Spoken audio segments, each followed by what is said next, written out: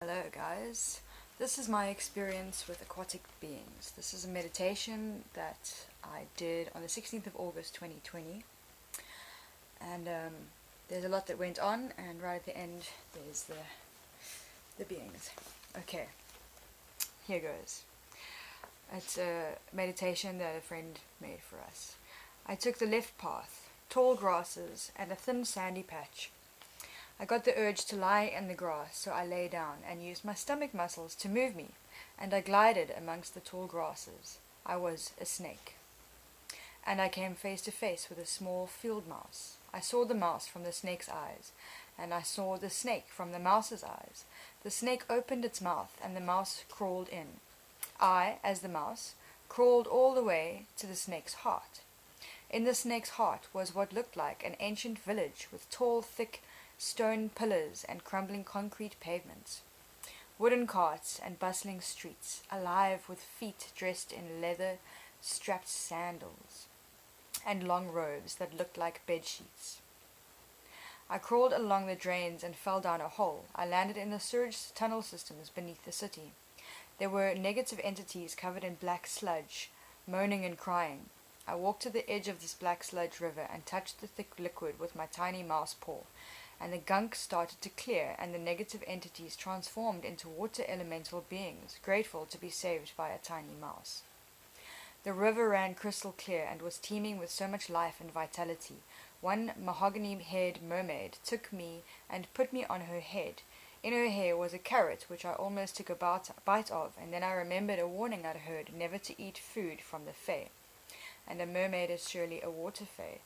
So instead, I nested in her hair and enjoyed the ride. She swam me to the mouth of a huge golden mouse, where there were hundreds of other mouse-like creatures scuttling around, very busy working hard. I thanked my mermaid friend and started walking along the mouse's golden tongue. It started moving, like it felt my foreign feet on its tongue, but no one else's.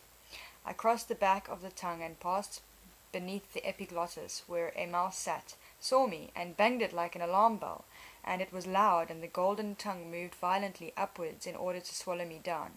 I went down and landed in its stomach acid juices, bubbling and hissing all around me, and everything else in this lake of stomach juices was disintegrating before my eyes. But I was lucky, and had landed perched on a leaf. I used this leaf to steer me straight down the digestive tract and out the bum of the massive mouse of gold. I slid down the side of a mountain and landed in the ocean, where my leaf of boat-like safety covered me and turned into a ball that I could see through, and ran in it like a hamster wheel, propelling me down into the ocean.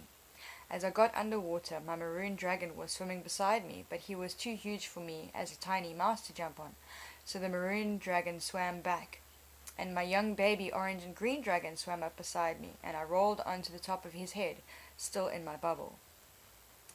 I held on, and he dived me deeper and deeper down until the water around us looked like the night sky, with sparkling stars all around us. When we landed on the bottom of the ocean, it felt more like we were landing on a planet somewhere in space among the stars. I got off my baby dragon, and my legs started to grow, and I looked down to see my arms, and they were mottled flesh color and green, webbed fingers and toes, and my skin had little toad-like green warts along the outside of the arms and legs. I was swim-walking, like gliding, along the bottom of the ocean, upright, feeling the way I guess walking on the moon would feel like. I saw a circle of beings that all looked like me, taking each other's hands, taking my hands and forming a circle. Their faces had gills on the sides of their heads where I would expect to see ears. Their eyes were large, and they had tiny slits where you'd normally find nose holes, and small fish-like mouths, and humanoid bodies with green watered legs and arms, and webbed fingers and toes. As we all held hands, a light formed in the middle of the circle. It pillared into the center of the planet and stretched out deep, deep into space above us. We unlocked hands and moved our bodies close together, wrapping our arms together around each other, making the circle smaller and more concentrated. We all bended backwards, legs and heads bending all the way back, forming a circle from bottom to top, and only being attached by our stomachs, chests, and arms. The light pillar got brighter and thicker, and I saw animals crawling out the earth through this light. And they were all looking a lot like deformed dragons. Some looked more like snakes with arms and legs, and others looked more like humans with scaly bodies and snake faces. I realized at this point that what we were doing, we were creating a safe passage for the underground reptilians to leave the planet. They were all helping each other through the portal. Their facial expressions were meek, like that of reserved defeat, but all very content to leave and happy to help each other through the light pillar. They waited for each other in a large traveling bubble floating out in space. As they all got into the bubble, it closed its doorway and floated away out of sight. We drew our bodies back in, all gave each other a huge hug, separated, and everyone walked off. I jumped back onto my baby dragon and returned to the portal I arrived in. What do you think, guys?